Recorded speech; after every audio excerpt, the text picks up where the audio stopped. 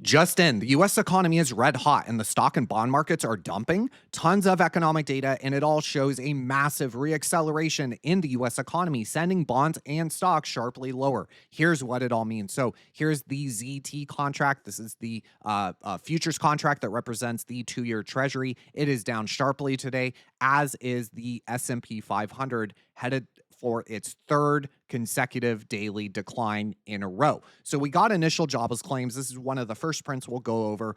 This came in notably lower than expected, 218,000 versus 235,000 expected. If we zoom out, though, and look at the moving averages, of course, this is a week-to-week data print, and we had gotten a very a large print last week, and that was due to a spike in fraudulent unemployment claims in the state of Texas. That came out a couple days after the initial jobless claims print came out. And so once you look at it in the big picture, especially using moving averages, again, initial jobless claims and headline unemployment are all very near historical lows. This is going all the way back to the late 1970s. We can see that initial claims are near all-time historical lows over the past 50 years or so. Now, this is really what blew things out. GDP came in way higher on the third revision than the second revision. So what are we looking at here? Second quarter, this is data for April through June.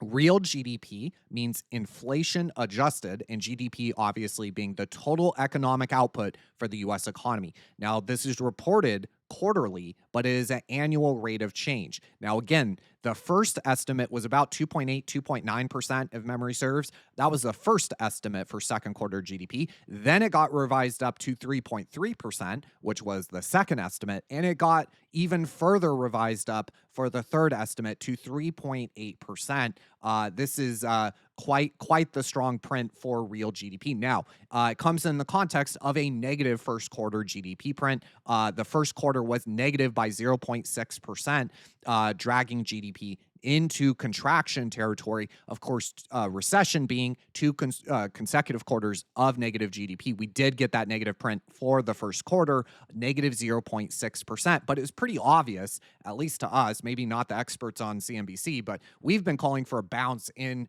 nominal growth, real growth, and inflation because of how GDP is calculated. It makes kind of intuitive sense that, yes, with the tariff front running, you would see a contraction in GDP just because of how GDP is calculated. But that is a transient factor, and it's going to end up reversing, which is going to, just as it dragged GDP negative for the first quarter, for the second quarter, as soon as that tariff front running is over, it's going to drag GDP even higher. So if we look at the contributors to GDP, here are some of the major categories for GDP, and we can see that net exports made a huge reversal. What are net exports? This is the difference between exports and imports. Exports are a boost to GDP and imports are a drag. Well, if you're the US and tariffs are coming and you rush to import as much as you can, your imports are going to surge. Well, what that means if your exports are relatively flat is your trade balance or your balance of trade is going to blow out. And sure enough, that is exactly what we saw. If we go back to the first quarter, we can see the trade balance just absolutely blew out. It was running at about $140 billion per month trade deficit here in first quarter. Well, this was dragging GDP down because imports, again, are a negative for GDP. Well, just as this was dragging it down, when that inevitably reversed, it was going to drag GDP higher. So again, all the experts telling you that the U.S. is in an imminent recession, they're just missing it. I don't know what else to say. Second quarter real GDP is running at 3.8% annual rate of change. And if you look at the Atlanta Fed GDP now for the third quarter, which is where we are currently, it is running at about 3.25%. So very, very healthy real GDP growth. Now, of course, the economy is not working for everyone. It's very K-shaped. It's very concentrated. If you look at, say, the stock market, it's a bunch of mega cap tech companies with AI capex that is driving things. There's a lot of issues for, say, the average American. But again, from an economic sense, zooming way out with the data we have for things like GDP, the U.S. economy is pretty red hot. And we'll look at why that is sending the stock market and the bond markets dumping. We'll take a look at that in a second. But obviously, there was a reversal, as we can see from the trade balance chart here. That reversed. So just as it dragged GDP negative for the first quarter, it contributed positively for the second quarter. Now, there was also a boost in personal consumption expenditures, or PCE. We can see that that came in about 0.5% for the first quarter. It was a positive contributor, but only 0.5%, much lower than the historical average for that PCE. Well, this came in much higher for second quarter, 1.6%. Obviously, personal spending, consumer spending, personal consumption, this is a massive part of the US economy. Here is a 4-quarter moving average. So with these high frequency data points, it's important to look at a moving average. This gives us an idea of what the total 2025 GDP is going to be. It looks like it's going to come in probably about 2.2, 2.3, 2.4, somewhere in there, which again is not necessarily red hot on the total annual basis. But again, that was due to that kind of distortion in the first quarter. If you look at just quarter two and quarter three, those are running at an average of about 3.5% real growth, which is quite strong. Of course, the first quarter can't just be ignored. That was a negative print. So that's going to drag this 4-quarter moving average down, as we can see, 2.2%. Now, if we look at the deflator, remember, nominal growth includes inflation. Well, there's a number of different ways of measuring inflation. This is the deflator for the GDP index, currently running at 2.1%. Now, we know core CPI is running at 3.1. We know core PCE is running at 2.9. Inflation is way closer to 3% than it is to 2%.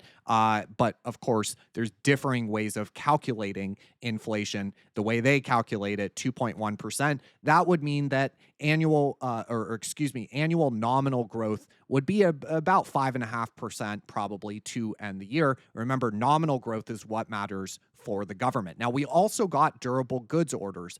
These came in way hotter than expected, 2.9% month over month rate of change versus a negative 0.4% expectation. If we look at core, before we look at core, let's take a look at that, the 12-month moving average, or the annual moving average. That is running, durable goods orders are running at about 0.8% on a year-over-year rate of change basis. Now, if we look at core durable goods, that came in at 0.4%. The estimate for core durable goods was 0.0%. So this also came in notably hotter than expected for both durable goods and core durable goods.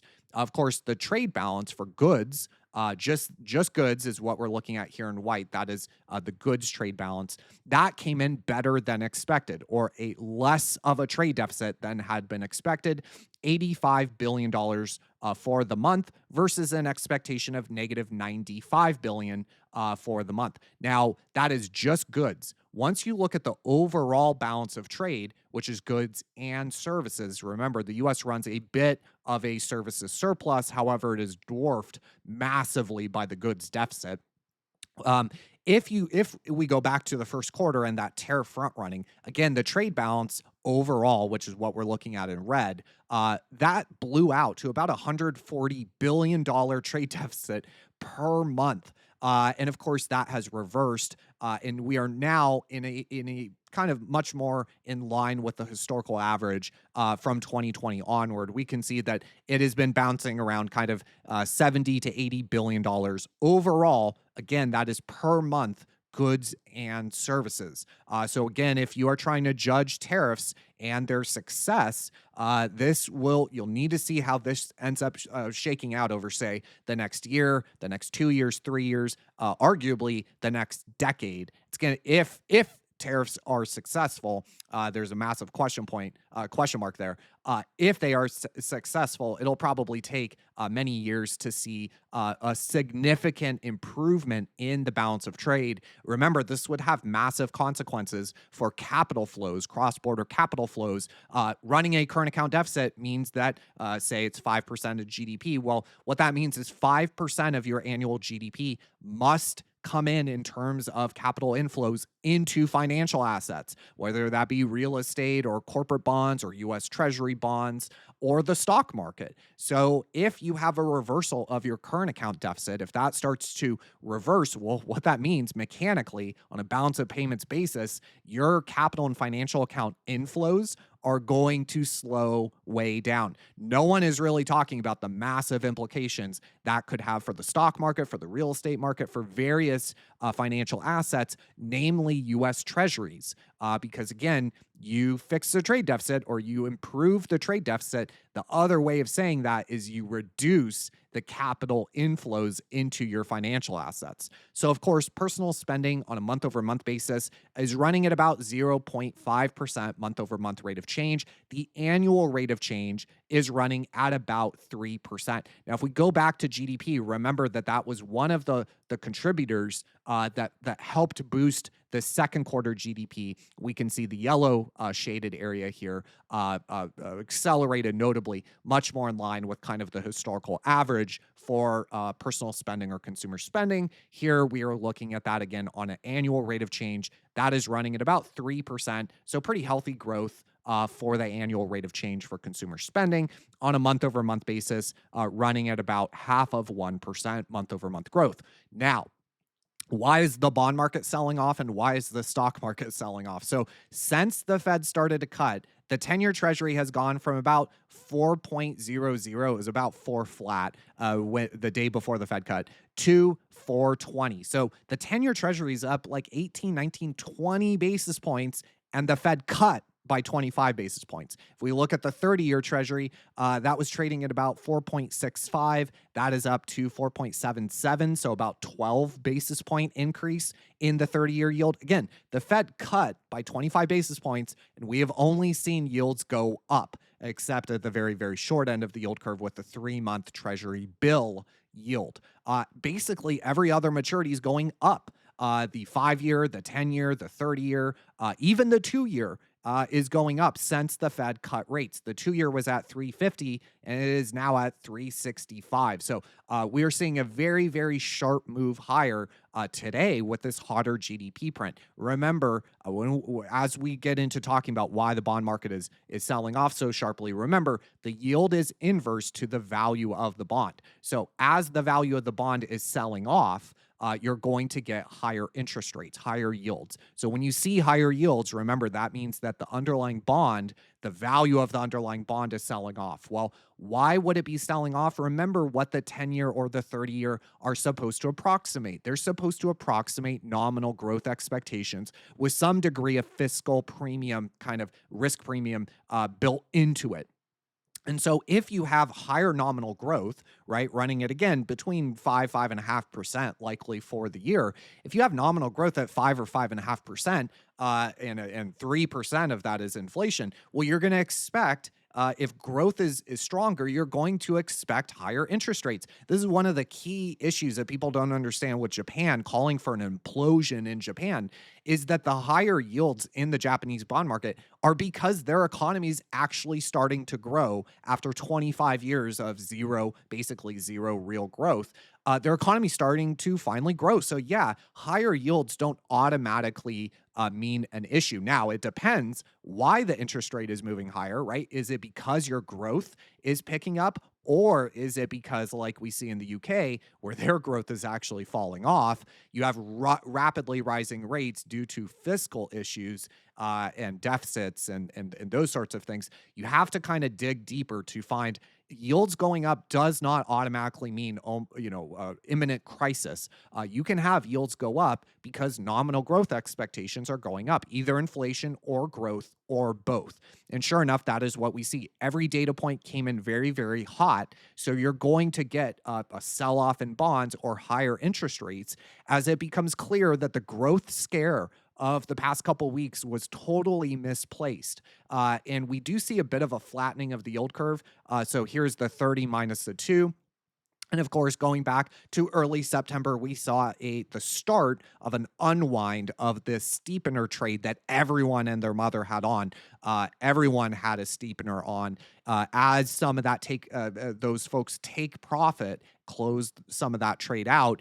Well, of course, there's leverage traders that are in steepener, so you can get kind of a reflexive, sharp flattening of the yield curve. Some amount of it was due to growth concerns, but those growth concerns were clearly misplaced. So here we can see the S&P 500 gapped lower. It did wick lower, but starting to try to bounce here. Volatility is moving up. Bitcoin is selling off quite sharply. Gold is trying to take a breather, but again, gold continues to show remarkable strength. And of course, we see the 2-year yield is up significantly, as is the 10-year yield. The 30-year yield is up, but not nearly as much. Again, we're seeing a bit of a flattener in the yield curve, bear flattener. And of course, with higher interest rates, we see a higher dollar. Now, why is the stock market selling off? Why are bonds selling off? Well, we talked about why bonds are selling off. The stock market's selling off because part of the reason it had ripped so much higher was on expectations of rate cuts. So if the US economy actually comes in stronger than expected, those rate cut bets are going to get priced out, right? We don't need as many rate cuts. So not as many rate cuts will occur. Well, cheap, easy money is the only thing that is fueling a lot of these financial assets. So you actually get a decline in something like the S&P 500. It's totally backwards. It's not very intuitive. The market is just like a drug addict when it comes to cheap, easy money. And so any indication that maybe we're not going to get as many rate cuts and you will get a sell-off in the stock market. Of course, you get a sell-off in the bond market because higher nominal growth expectations. This decline in the interest rate or the yield was due to a growth scare. Well, as soon as the bond market, we realized this, but as soon as the bond market realized those growth concerns were misplaced, you're going to get a rise in the interest rate, and that is going to drive capital into the dollar. That is why we see the dollar so much, showing so much strength over the past week or week and a half. Now, medium to long term, short to medium term, I think the dollar could actually bounce here. We are very near that, multi-decade support line going all the way back to 2007. It's basically a 2-decade, 20-year support for the DXY. It makes perfect sense. The DXY is going to bounce there, or at least try to bounce there. But medium to long term, the overall direction for the dollar is still probably lower due to all the headwinds that we've talked about breathlessly on the channel. But generally speaking, for the short to medium term, as growth is so much stronger in the US, that is going to drive interest rates higher than in the US than they are in the rest of the world. Stronger growth, stronger interest rates. That'll attract foreign capital into the dollar. Therefore, the dollar will strengthen. But again, gold is really, this is just relative to other fiat currencies. Relative to gold, the dollar is weakening substantially. Day by day, it is weakening substantially. So anyways, hopefully that was helpful. I will link the GDP report in the description so you can read that if you would like, and I will catch you in the next one.